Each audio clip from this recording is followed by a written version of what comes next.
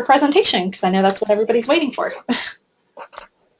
Great. Well, thanks, Liz. Thanks, Ginger. So welcome to Success Strategies for Creating a Power BI Implementation. One of the things that I have been doing a lot of is helping various people out with implementing Power BI, and I do a number of presentations, and I get asked a lot of questions on, you know, how we make this work. And so that's really what this presentation is more about, more than what you traditionally see with Power BI, which is how these reports work, which I will not be talking about. All right, so implementing Power BI. So what can you do with it? Well, Power BI is like Legos. It's a bunch of tools in a box. And you need to figure out which ones to pull out when to build what you're trying to build. And one of the things that I think is really important when putting together a Power BI implementation is you got to have a plan. You have to plan what you're going to do prior to just going in and creating the reports, because if you don't, you may end up doing quite a bit of rework, and who wants to do that? So one of the we're going to talk about here are the steps that I believe will help you be very successful in your implementation of Power BI. The first thing you need to worry about is, or plan, is data modeling and your data refresh strategies. The next thing, a very close second, is security and administration. After you have that figured out, now it's time to do some development and figure out how you're going to distribute it. So hopefully now that I've caught your attention, so I'll lead into a little bit about me. My name is Ginger Grant. I'm a senior consultant here at PragmaticWorks. I am on Twitter way too much at Desert Isle SQL, and that's a really good way to get a hold of me. If you have any questions about Power BI, I'd be happy to answer it. I've also got a lot of information on my blog about Power BI.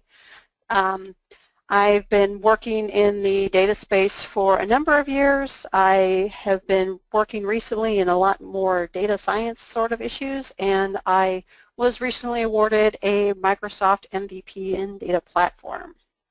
All right, boring stuff out of the way. Let's get back to talking about Power BI. So if you're looking at doing a Power BI project, the first thing that you probably want to look at is your data model. Are you going to model it in any data? Because one of the options you have with Power BI, going back to little blocks of Legos, is you don't have to model a thing. You can model absolutely nothing and use your existing data structures. So you want to identify what your sources are. One of the very common things that's done with Power BI is bringing in data from a lot of places. And by a lot of places, I mean putting together an Excel spreadsheet that has some data that everybody uses and doesn't live in a database in there anywhere.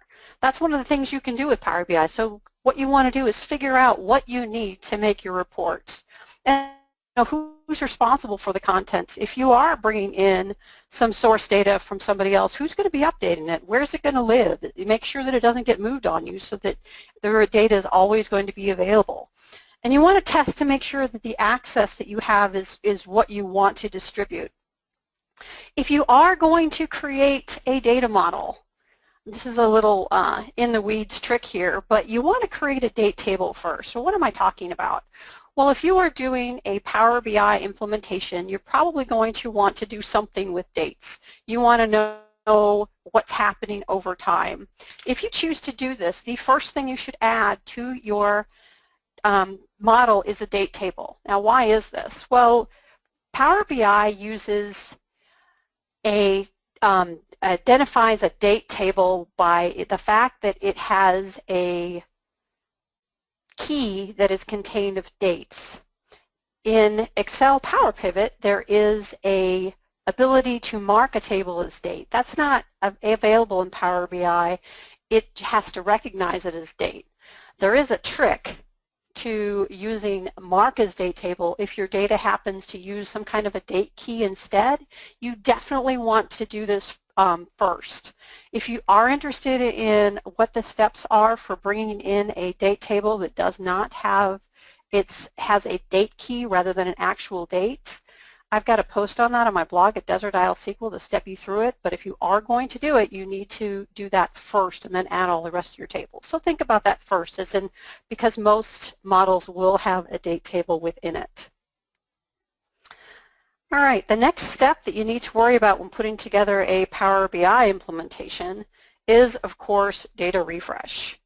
Way too often when I'm helping people out implementing Power BI, this is done last, and this ends up being a big problem. You can, of course, always click on that little refresh button within Power BI and refresh your data, but that's not an automated solution. Another thing you can do is use Power Update, which is a great little product that is available for you to use to update Power BI as well. And of course, the third thing, which is what most people do, is use the Power BI service to update their data. Well, when using the Power BI service, this is when all of your information about your source really hits the road. You need to identify that you can access it. You need to know what all the source, and you need to make sure that you have one model that supports it. A lot of times, everybody who wants to do a report is interested in using this data from the same sources. Well, it makes sense to refresh that data once, not refresh that data 10 times.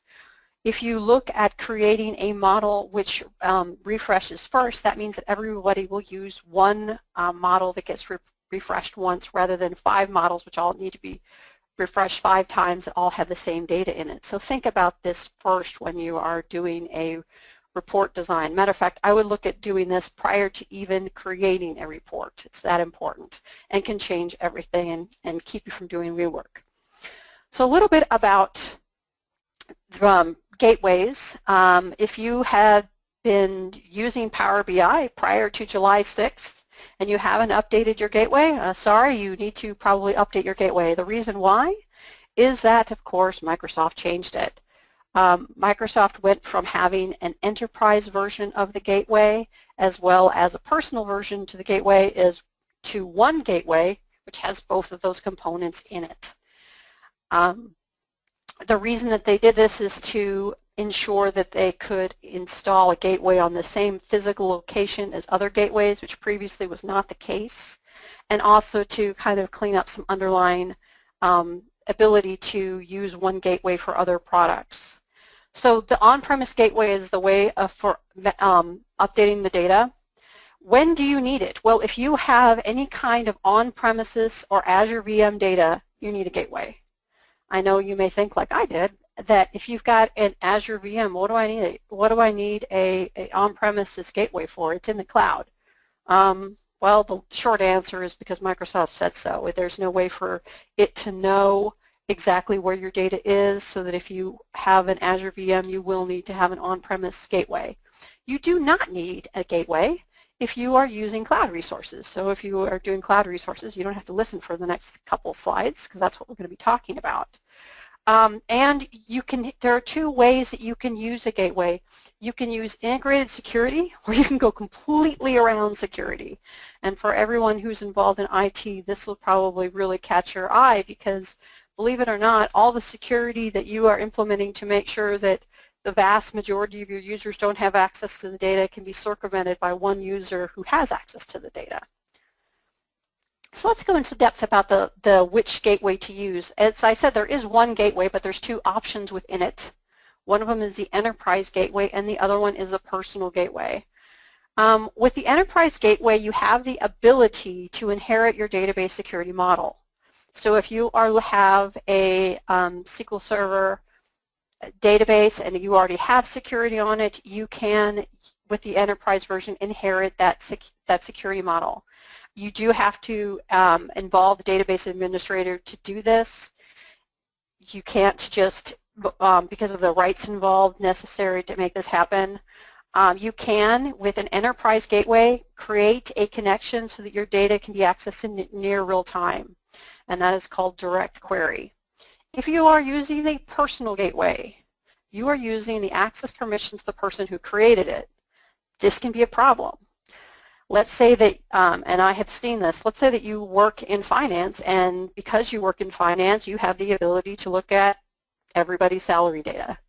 And that information is unique to the people in your group. However, if you create a personal gateway with your access, then all that information is available to everybody who uses it, because the gateway is using your security. This can get to be a really big deal for DBAs and IT administrators who don't understand this. Just because that there is security does not mean that it's being used. If you're using a personal gateway, all the security that is being used is the one created from the person who's using it. This can be implemented without involving anyone from IT. If the person who wishes to create a personal gateway loads it on their laptop and refreshes the data when their laptop is on, IT may not be involved at all. This can cause some serious security issues. And this is by design, so that is something that you want to be aware of when you are looking at gateways, understanding what you want to do. There is no way with a personal gateway that you can do any kind of inheriting of the security model. It's just going to use the permissions of the person who is using it.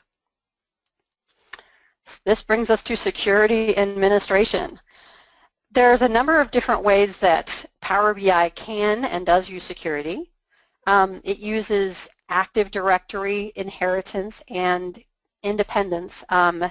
Active Directory security is part of Power BI, whether or not you have Office 365 or not. It's the abilities that you are provided are a little bit more limited if you do not have Office 365, but you do have Active Directory security in Azure regardless. It also uses Active Directory security when you inherit with Office 365, which means that there are various places within your Active Directory registry where the email address needs to match the user email address in Power BI, and if this is not the case, you may have security issues when using an enterprise gateway. This is kind of a pretty deep topic. I do have a blog post on it if you want to look at why you might have problems implementing an enterprise data refresh and you're having problems with Active Directory. It may have to do with how your Active Directory has been set up. Now in terms of data security, there's a couple of different ways to implement data security. You can create a Power BI model that has row-level security within it. This is in preview mode right now, and unfortunately, if you change the model, you lose your row-level security. So for this reason, a lot of people haven't implemented row-level security, but it is available to you. And the other thing that's not very well known is security and administration in Power BI is in great part done by the Office 365 administrator. Quite often this person is very separate from the people who have data access, but this is the person who determines whether or not content packs can be created of all things. So your Office 365 administrator is in great part administering Power BI. Let's talk a little bit more about Active Directory security.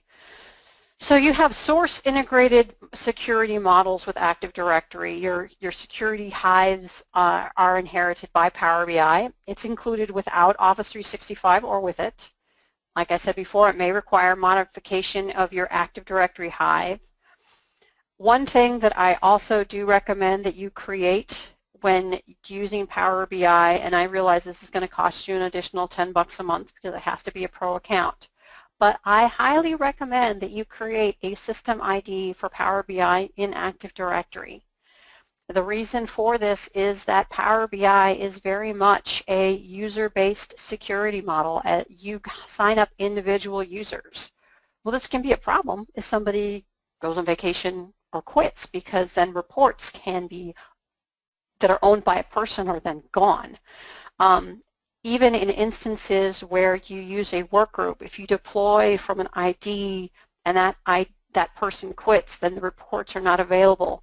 So I really highly recommend that you create a system ID to resolve problems that you might have in deployment and for Power BI. Now, one thing about security for Power BI, data security is completely separate from it. You can incorporate it with Active Directory with using your database security, but it's not required.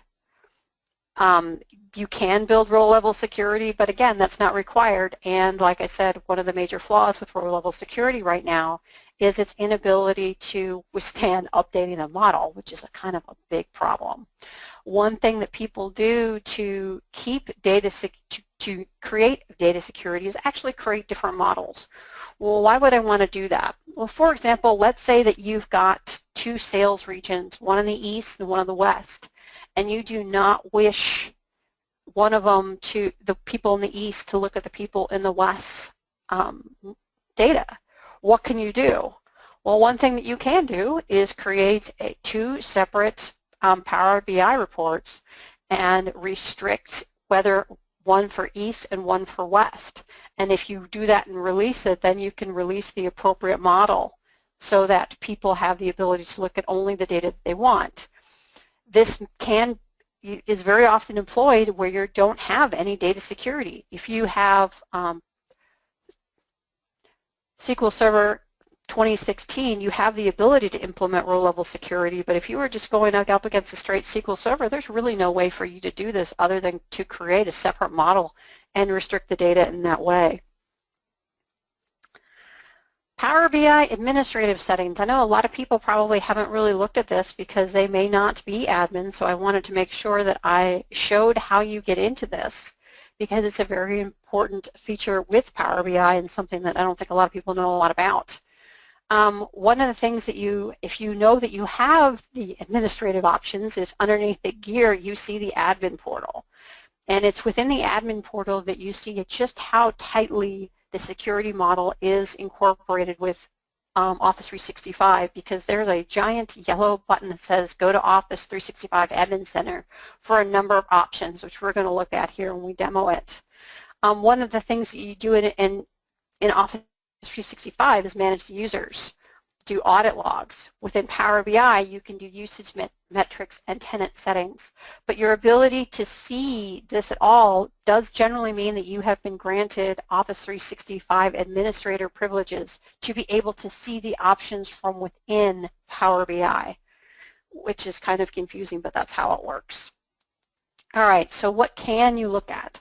We'll be looking at this in a little more detail earlier, but these are the settings that are available to you within administrative settings. One of them is whether that you can publish content packs to the entire organization. The interesting thing about all these options is I don't have the ability to pick users. So either everybody gets to publish to the web or nobody gets to publish to the web. A little story about the publish to the web security option. When Microsoft first created embedded reporting, they did not have, for 1 week, the ability to not do that. And there are a number of organizations where they do not wish all of their data to be distributed to the web. For one reason, there is costs involved when that occurs. And the other thing is that they don't want their proprietary data to be spread on the web. So if you do not wish to let people do this, make sure that this is turned off.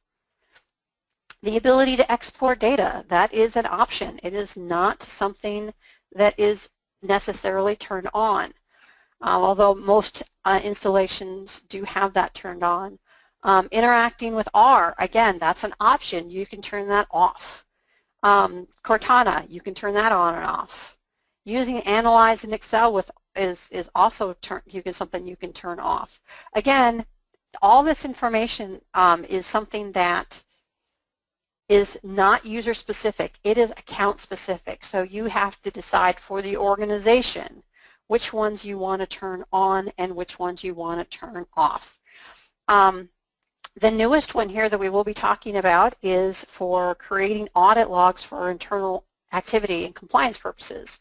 This is brand new. I'll show you how that works. And oh, by the way, you have to have Office 365 to make that work. So let's go ahead and take a look at some of these administration functions. So I'm going to go ahead and look at Power BI here. And I'm going to go ahead and, obviously I just got a dashboard up here for one of the ones that I've been using. So let's go ahead and go to the administration portal. Now, if you are an Office 365 administrator, you have the ability to see who's doing what with Power BI, which, if you ask me, is one of the more interesting metrics. you can see how many users have how many dashboards. And you can see at Pragmatic Works, Brad Gall has the most. And the number of, and all the people who've got users and dashboards here, the most consumed dashboards by users, the number of dashboards, number of user reports, and number of user data sets, and then the most consumed packages by users. Now, one thing that is kind of annoying is that the ability to download this is not available. So hopefully you like this format, because you cannot say, create a report out of any of this information here. The interactiveness of this is not turned on, so clicking doesn't necessarily show me anything. Oh, yes, I got it to turn on. Yes, but it doesn't turn off. It doesn't act like most of the other Power BI reports that you might see. And so you can also see the most packages soon by groups. Now, groups is something that is also known as workspaces.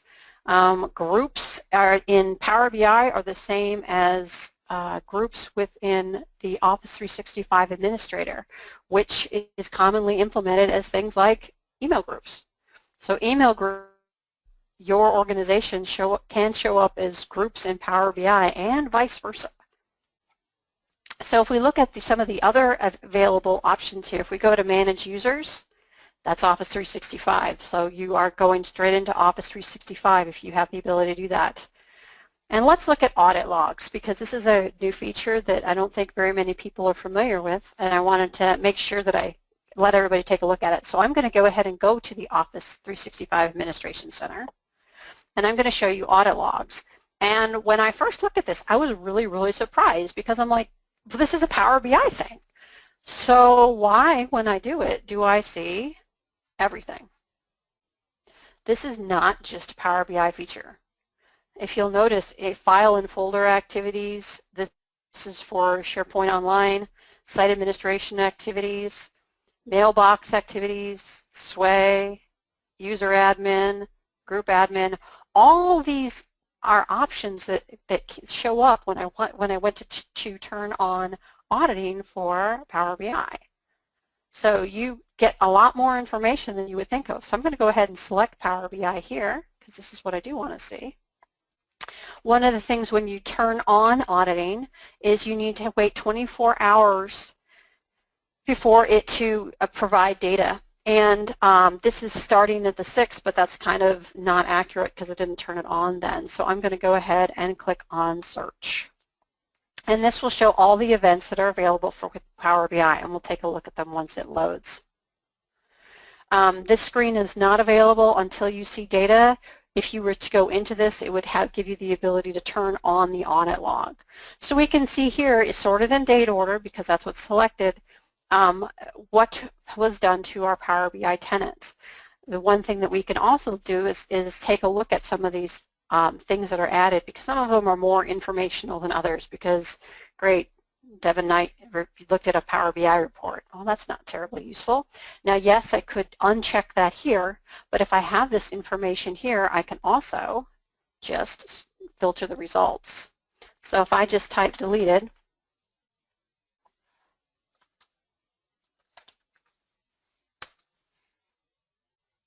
and then search, I can see within this date range how many things are deleted. We'll let it load here. And I can see that Rachel, Jason, and TJ all have deleted various things and what they deleted. And I can see when they did it. So if you wanted to know, hey, what happened to that report? I knew it was just there. This will tell you what happened to it. This is a preview feature. It came out in August, so it's probably not something that you're terribly familiar with. And I can also take this off, and I can just select the options that I wanted to here. So I could get to the same thing by basically saying, well, I don't care about who viewed anything. I just want to know, anything, if anything got deleted, and I could select the or printed, and select the various options here and change search, and then my number of things I have will change. It's going ahead and loading it now. So this is the audit feature, and you can also, of course, export these results if you wanted to send them to Excel. So pretty cool and really widespread because it's got a lot more functionality than just being a Power BI function. All right. So now we talked about security and data access. Let's now talk about development strategies, because now we know what we want to do and how we want to secure it. Now it's time to start working on it. Power BI's got a lot of tools to help people with that, one of them being group workspaces. I can't stress how important it is to use group workspaces enough. Group workspaces is provides tools so that reports are owned by the company, not by a person. Next thing is OneDrive. OneDrive gives you the capability of poor man source control, and we'll take a look at that. Content packs. Content packs are a really cool way to make sure that everybody's working on the same page. Templates are a little bit newer. The content packs are an exact match for your environment and can get you up and running on your environment in seconds. Templates are really close, but you probably will have to do some modification for things in your environment to get them to work. So let's talk a little bit more about that. Now, one of the interesting things in Power BI gets into report ownership. You log in with your email address and you create things in My Workspace. Well, when you do this, and let's say somebody leaves, then when your email address gets deleted, so do all your reports. That's probably not optimal.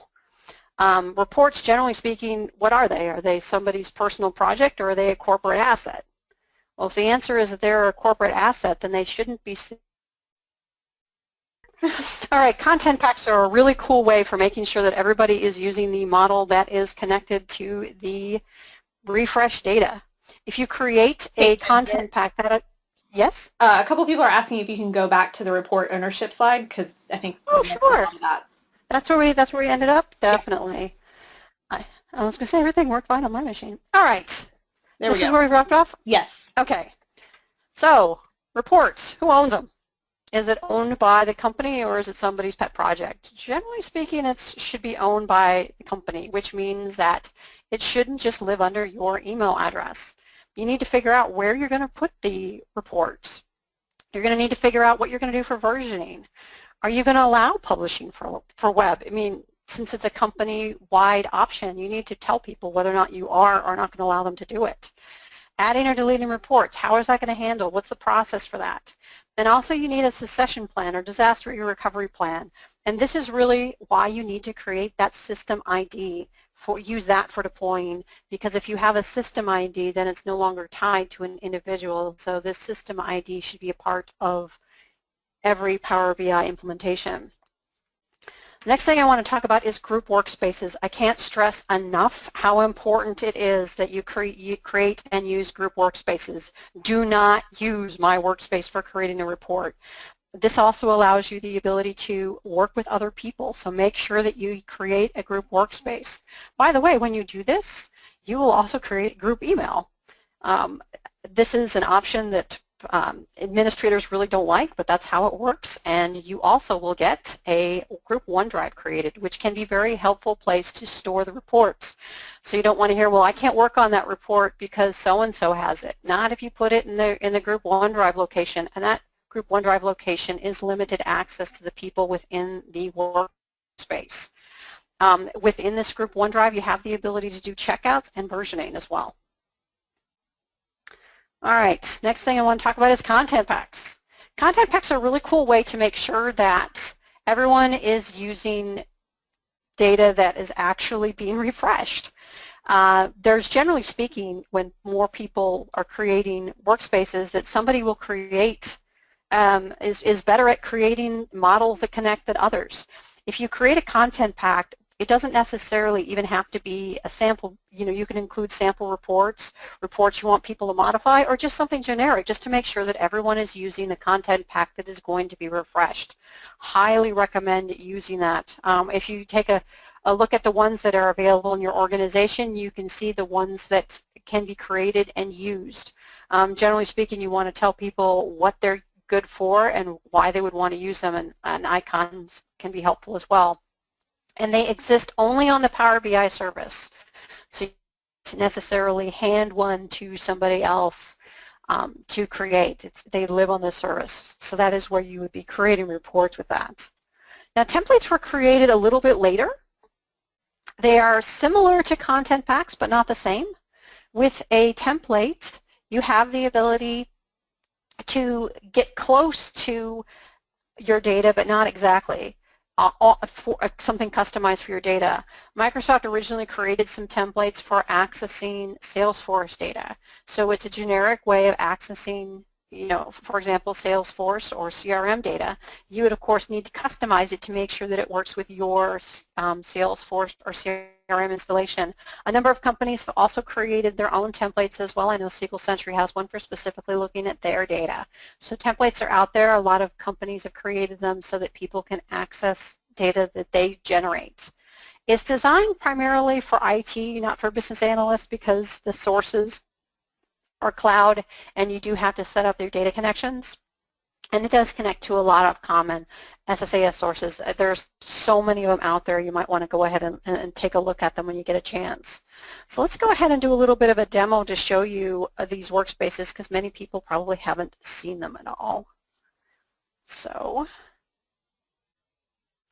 going back into Power BI. Oops.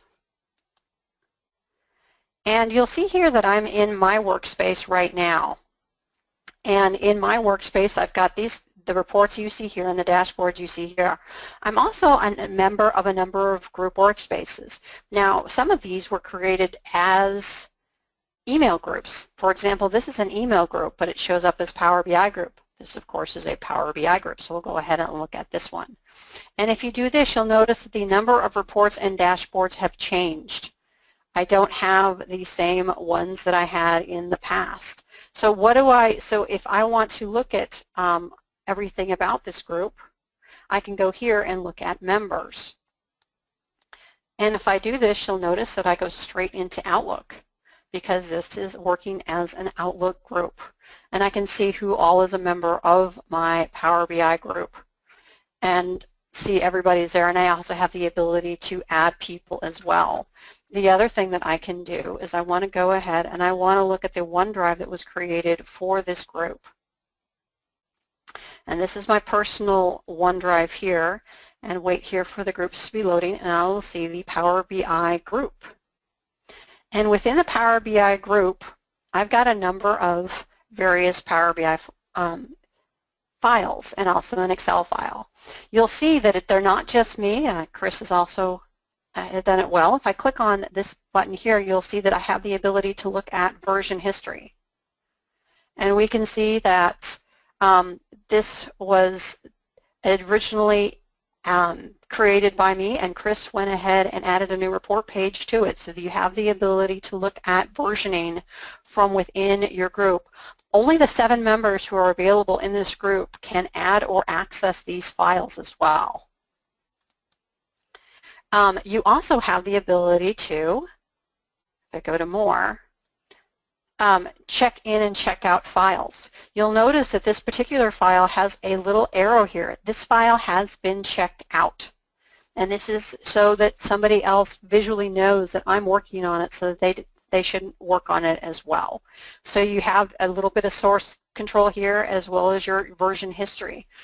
You can also revert versions if you want to do this. Now, one thing about Power BI files, unfortunately, you cannot edit them within here. If you go to open, what it'll do is it will download it, and you will be editing it locally, and then you would need to save to this location. I generally upload it because, to be honest, I'm not real happy with the way that the Power BI integration, or excuse me, the OneDrive integration works with File Explorer. So I upload files to this group so that they can be used by all the group members at any time. This is a really neat tool that allows you to have the files that the group is working on stored in a location that everybody can have access to, and it's secured. You have versioning and you have checkout. So I highly recommend, if you haven't looked at OneDrive with your work groups that you take a look at it. I know a lot of people aren't even aware that this feature exists, and it's a really great way to share files within groups within Power BI. All right. Next thing that I want to talk about was report distribution. It's very important that you use the system ID for report distribution. The system ID should be a member of your group workspace. And the reason why is that if you distribute a report from within your work group, which is of course what you should be doing, and you distribute that to a given user, and let's say it's me and I am a consulting at your company and I leave and you delete my account, the reports aren't accessible. To ensure that you will not have problems with is create and use a system ID for report distribution, and you won't have that problem. One thing that you also might want to think of is mobile design. Microsoft recently released an enhancement to Power BI showing the ability to create a report for mobile so that you can see what it looks on your phone. This, of course, is going to be different if you are designing reports for a phone versus a screen. Obviously, you're talking about much different landscape in terms of space. So keep that in mind when you're distributing reports. If you have a lot of people using them on phone or tablets, you might want to change the way that the report is designed to make it more accessible to the phones. Report distribution is Azure Active Directory based. One thing that we talked about before is you might need to create a separate report for separate data if you have people that you can't separate the data any other way. All right, so in our presentation today, we talked about the things that I think are really important to ensure that you have a successful Power BI implementation. Determine what your data is and refresh it. Do that first. I can't tell you how many hours would have been saved if people had just done that first instead of last. You want to design and implement security. Don't make that happen. Thanking yourself that you don't have to redo it later. You want to create collaborative environments with Workspace and OneDrive. Let's face it, somebody was going to leave or go on vacation, and that one person shouldn't hold the entire company hostage because they're the only ones who have access to their Power BI reports. Use workspaces. Use the OneDrive as a place to store all of your PBIX files so that people who are working on them have access to them. If you don't do this, it can get to be messy later. Trust me, I've seen it. You don't want to go there. And the other thing too is to make sure that your distributions go off without a hitch. Make sure you create and use a system ID for your distributions so that they're not tied to an individual, and that way that everything will always be available. So with a little planning, you can stack all the little Lego blocks of Power BI tools together and have a really great implementation and allow everyone to access and use their data. So with that, I was just wondering if there are any questions. I do have a number of blog posts on my website on Desert Isle SQL if you want to take a look at some of the specific things that I talked about, like date table, workspaces, and some ways to configure Active Directory so that you won't have security problems, as well as gateways. So Liz, do we have any questions? Yeah, I actually made you organizer, so you're able to kind of pull them up and pick and choose as Oh, you like. cool. If you have any problem with that, let me know, and I'll be happy to read them out, though. Let's see. I'll read the first one out because I can't show answered questions because I'm not seeing them. Okay, and I can do that. Now I do. I can see them. Okay. You got it? Yes. What is the R class that I will be teaching? The R class that I will be teaching is it's SQL Saturday in Minnesota. I don't know much more about ClickView other than that they released the R capability with it. I'll select. One of the things too that I wanted to bring up too is most of the features that I talked about are not available on the free version. This is only for Pro version.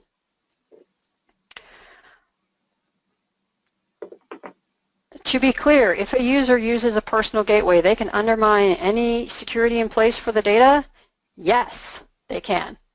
because they will be using the security of the person who has created the personal gateway, and that may have nothing to do with all the other security that you are interested in. How could you control deployments using the system account so reports aren't lost when somebody leaves? The answer to that is what you do is you deploy with the system account, log in with the system account, and deploy with that. Yes, you do have to be an Office 365 admin to view the portal. Groups is also known as workspaces. Is there auditing on data set usage? No, there is not. That's not one of the options that are available within the Power BI administrative features. It's mainly focused on accessing the report, not drilling down that far into it. Could you talk about appending external data into Power BI? One thing that you can do with Power BI within your data model is you can create, you can access multiple sources. You don't have to just use one source. So if you want to take files from one database, you would get data and add those particular tables that you're interested into your model. And then select information from another database and add those to your model. It's up to you then to figure out how to join them. Many times this may mean that you will need to create a key of some kind to join tables together from disparate systems, but that's something that you can do with by perhaps creating a key. I will say that while you can create columns within Power BI, from a performance standpoint, you're better off creating those in SQL that you use to add the SQL on the back end versus doing it within Power BI for performance reasons. Another thing, if you are accessing tables in Power BI, again, it's kind of a best practice to not access a table directly. If you can, access a view of the table. That way, if the table changes, the view will not, and so it won't break anything from within Power BI. Does a content pack include both data model and a sample report? Yes, it does. It always contains a sample report connecting to a particular data model. Group workspaces, can you invite an existing email distribution list, or do you have to individually invite all users? Yes, you can invite an existing email distribution list. And if you are a part of an email distribution list, that can also be a Power BI group workspace. What are the limitations of refreshing Power BI data source when not using direct query? I would like to refresh the model with the latest data every 15 minutes. Is this possible? No guarantees there, John. You can refresh the data very frequently. However, Microsoft will not guarantee that the data will be there every 15 minutes. So you can do it. It's going to be kind of haphazard whether it will be that frequently. You will also get a lot of performance degradation when you are refreshing the data model under which people are doing it, so you might see some problems generating reports that way. If you want to use Power BI without Office 365, what are the differences? If you do not have Office 365, many of the features that I showed you are not available. For example, auditing, not available. The Azure Active Directory is always included with or without Office 365. You also do not have you do have the ability to create group workspaces without Office 365, but when you do so, you will not have a OneDrive available. So you can do it, but there are some features that are not going to be available to you. What about Power BI embedded for deploying content to external users? Yes, this is something that you definitely can do. It's really kind of an involved topic. One probably would be better to have a session on it alone. One thing, when you do embed a Power BI report, know that this is not covered under the $10 a month for your license. There is a per usage charge. I do not remember exactly what they are because they were changed recently, but know that when a report is being used in an embedded, that you will be billed for it. So it can keep that in mind when you decide whether or not you're going to want to do it. Can you transfer a report from one person to another person? Not really.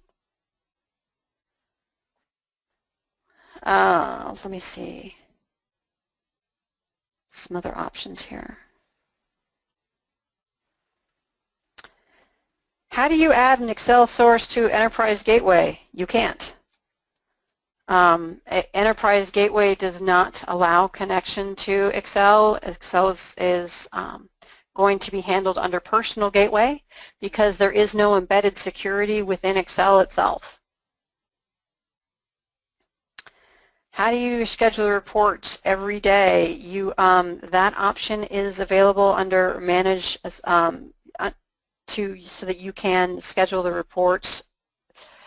I have some information about that on my blog site.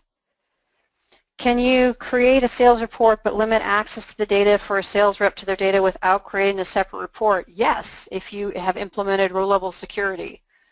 This can be done with a analysis services, either tabular or multidimensional, where you have that security created and you use a enterprise gateway.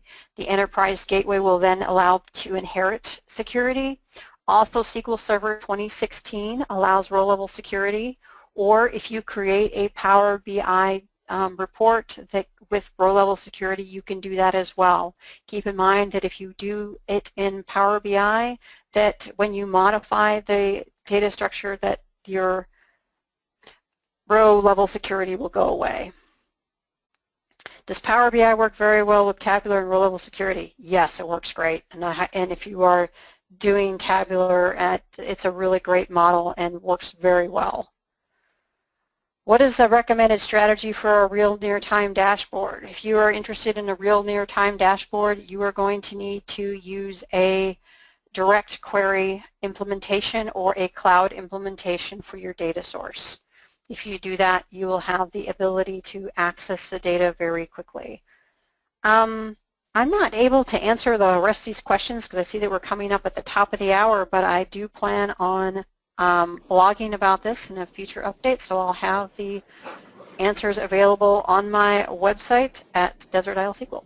No problem. Yeah, we'll make sure to get Ginger all these questions so she can answer those, and we'll probably post it on our blog site as well. As always, this session was recorded, so if you missed it or you want to share it or watch it again, you'll receive an email tomorrow with a link to the recording. Ginger, I know a couple of people have asked about your slide deck. Are you going to make that available? Yeah, I'll have a link to it on my site. Okay, perfect. Again, if you guys think of any questions, feel free to email me, Liz. It's the email that comes with all your GoToWebinar information, and I'll be happy to pass it along to Ginger. And as always, thanks for joining us. Thanks, Liz. Thanks, Ginger.